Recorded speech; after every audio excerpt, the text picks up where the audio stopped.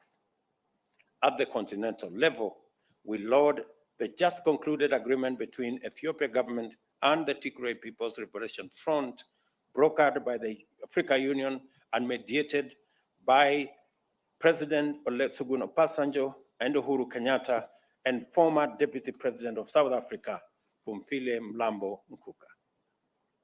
We appeal to all parties to ensure the full and comprehensive implementation of the agreement. Kenya and South Africa recognize climate change as a definitive challenge of our time.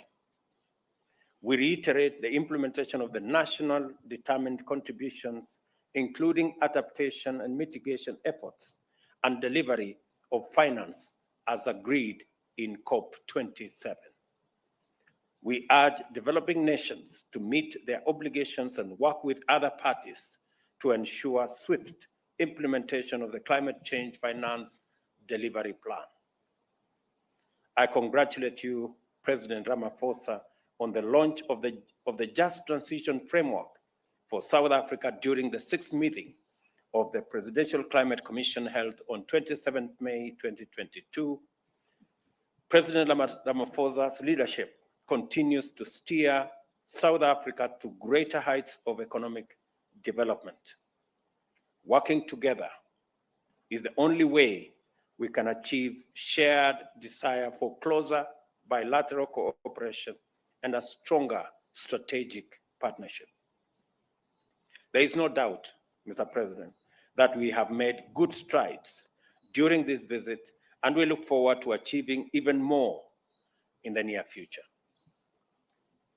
I thank you, Your Excellency, Mr. President, for the state visit and convey the best wishes of peace, stability to the government and the great people of South Africa.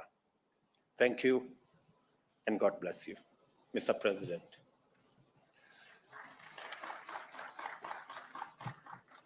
Your Excellency, Dr. William Ruto, President of the Republic of Kenya, members of your government and the delegation from South Africa, members of the media, and ladies and gentlemen, I'd like to start off by thanking you most sincerely for inviting me and my delegation to come on a state visit to Kenya. This in many ways demonstrates the very deep and strategic relationship between South Africa and Kenya. And I'd also like to reiterate our congratulations to you for your election as president of this wonderful country, Kenya, and wish you the very best as you lead this great nation to greater heights. We have just concluded meaningful discussions and very productive and constructive talks, which have taken forward our cooperation and relationship in several areas of mutual interest. This visit has once again reaffirmed that our bilateral relations are based on a sound foundation of mutual respect, shared values, and friendship, and are also based on our democratic values. These principles will undoubtedly continue to serve us well into the future, especially in times of global uncertainty. We used our discussion, both our tete-a-tete and our official talks in the presence of our respective delegations, to take stock of the current state of our bilateral relations, while also exploring other areas of mutual interest and possible cooperation. And we recognize that the wonderful foundation that exists between our two countries gives rise to enormous opportunities that our two countries should capitalize on. We also witnessed the signing of agreements and memoranda of understanding, as you correctly said, and this builds on the other agreements that we had signed in the past. We are committed to ensure that the agreements and the memoranda of understanding that we have signed now and in the past will be implemented fully. You and I also took opportunity to discuss the thorny issue between our two countries of visas between South Africa and Kenya, with a view of allowing Kenyans to be able to visit South Africa on a free visa basis, that is without having visas. We agreed that indeed Kenyans should be able to visit South Africa without requiring them to have visas, and that this dispensation will commence on the 1st of January in 2023, and that our officials will speed up the processes of putting this into effect, and that this dispensation will be available to Kenyans for a 90-day period in a given year, meaning that, yes, can use the 90 days, 10 days, 20 days, or whatever. For the full year, Kenyans will have a full 90 days to be able to visit South Africa, and we will be able to review this and get reports from our ministers within a year and see how this is functioning. This will also be underpinned by other processes that we have agreed should take place, close monitoring of the implementation of this process, and also be able to have a return policy of those, as we call them, elements that would be undesirable to be able to be returned to Kenya. And this, in many ways, just strengthens the relationship between South Africa and Kenya, but more importantly, the people-to-people contact, because as you and I observed, Kenyans and South Africans have multiplicities of relations, both business, social, communal, at relatives level.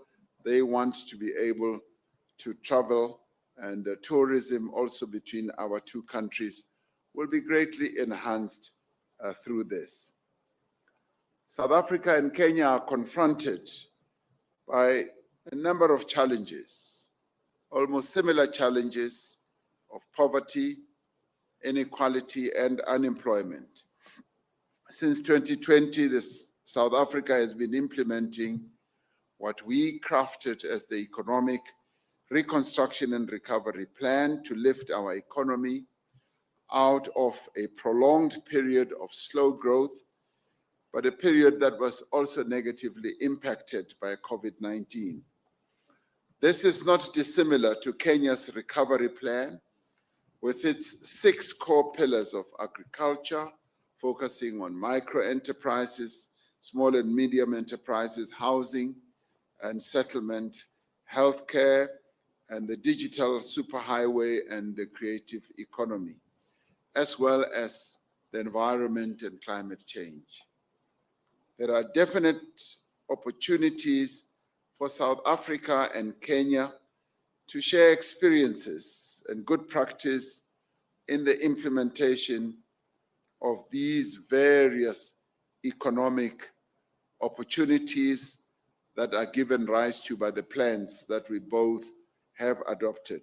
We are therefore pleased that the business forum that is taking place at this moment during this state visit will also be exploring a plethora of opportunities between our two respective businesses. And we are delighted that businesses from South Africa, business people from South Africa have traveled in their numbers to come here, both from the private sector and the public sector.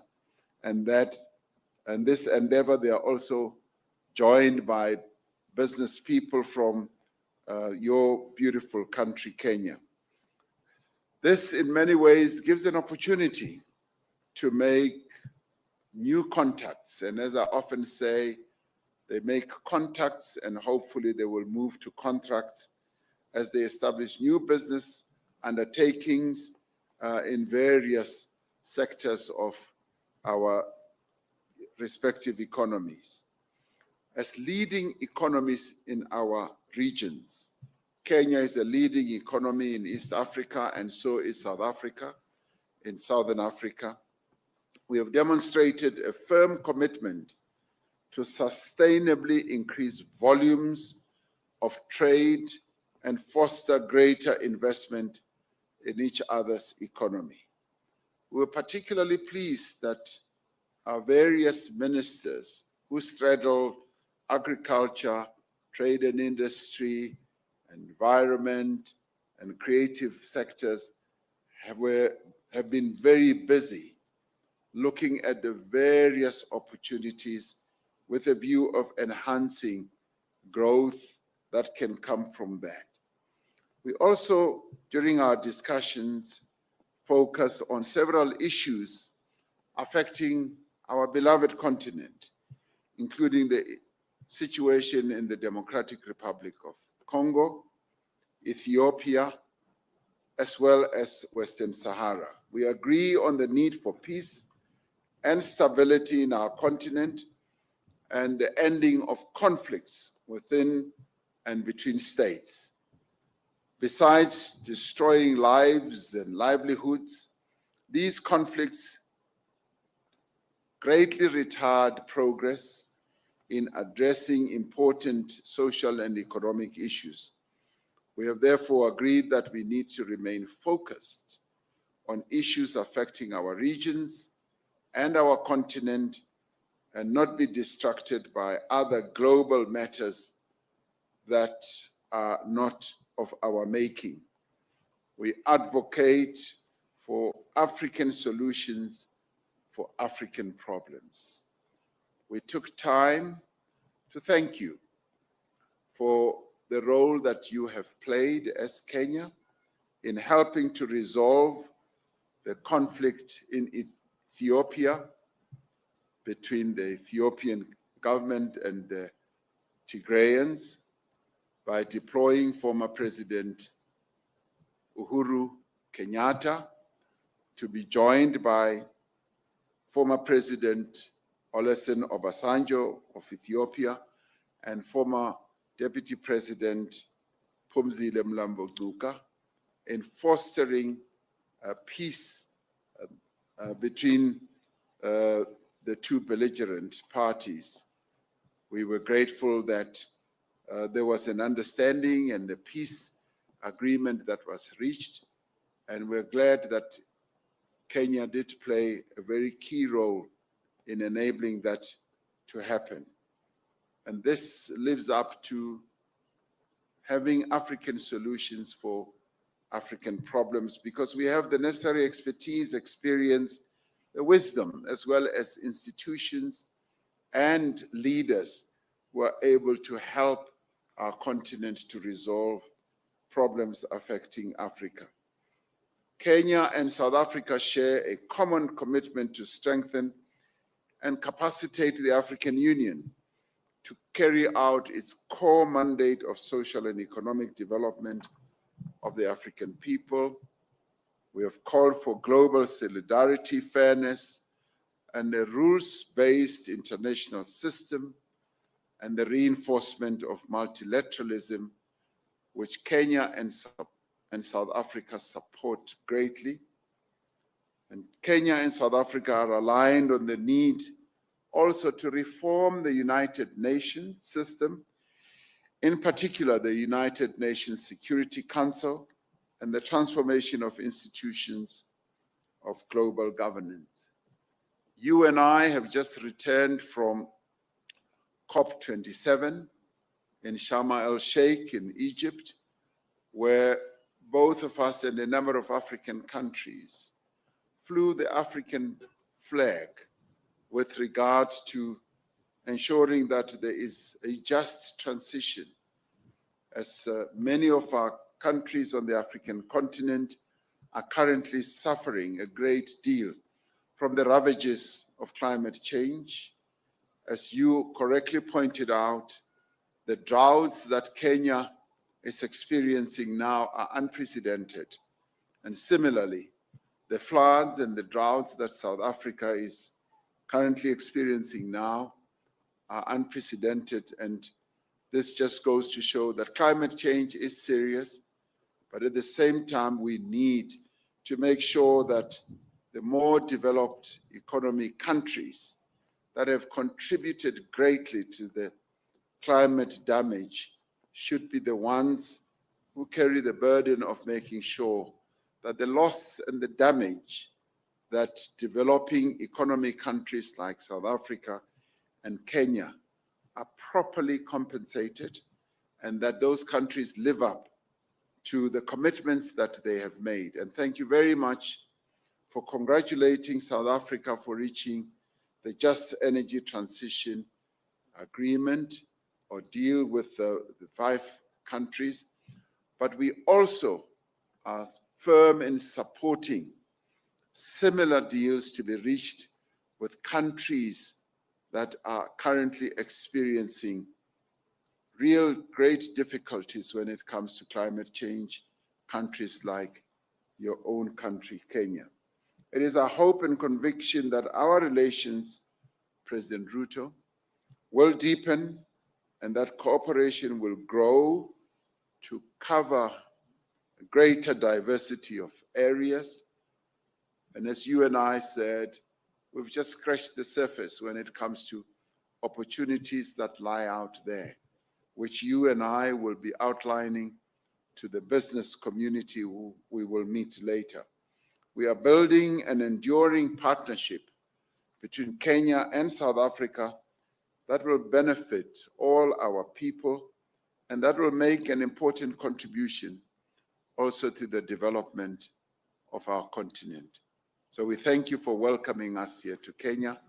We're really delighted and we almost feel like Kenyans today. Thank you very much.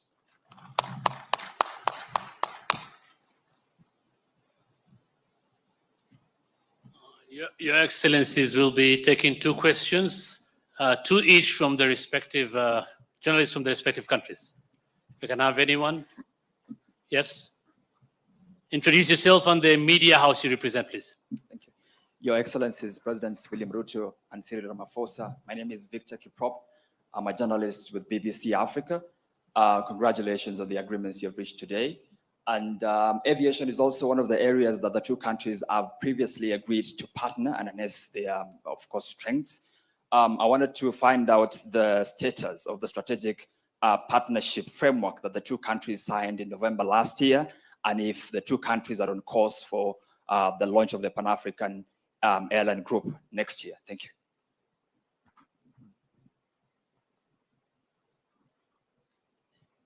Next question.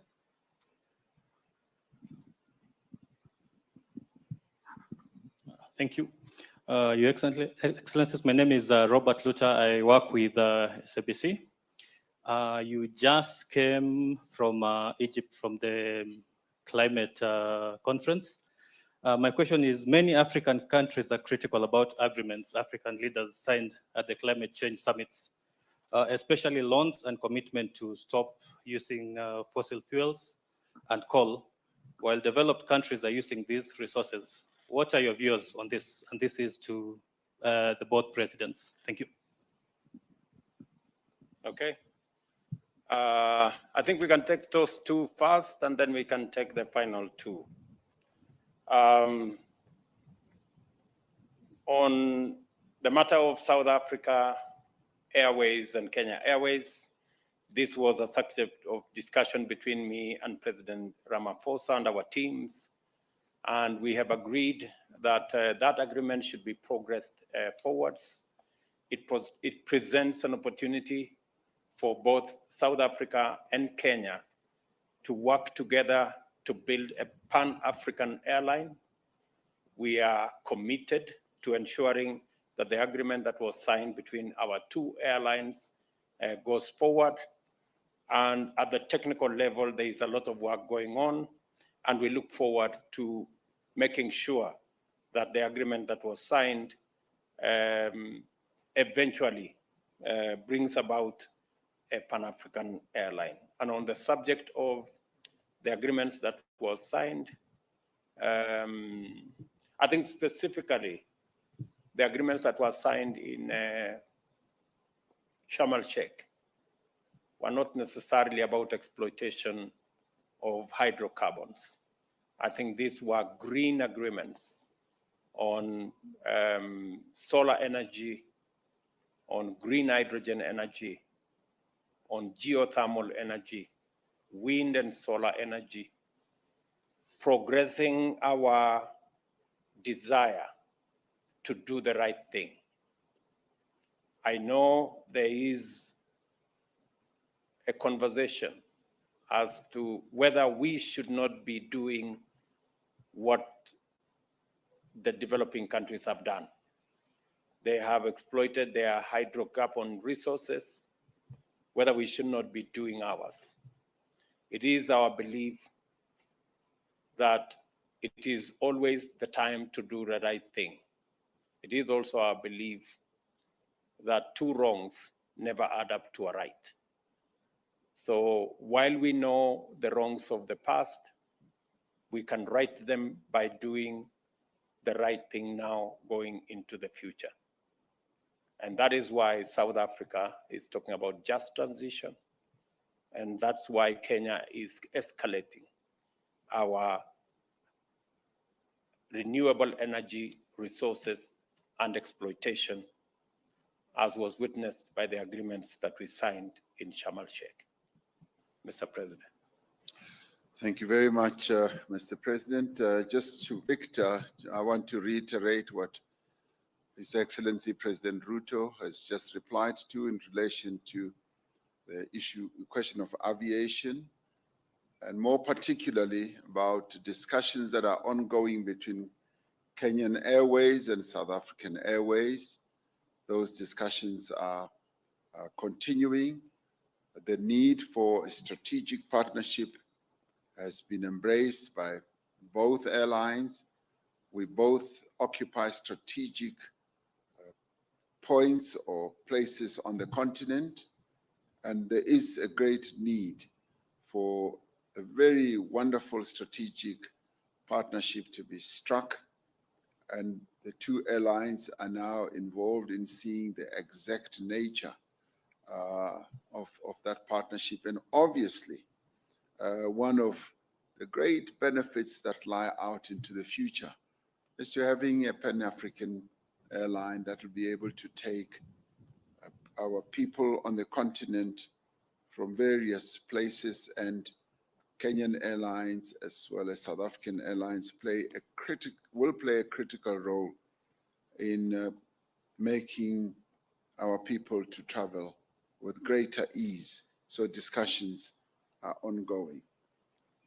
With regard to the question posed by Robert from SABC, many people across the world have congratulated us for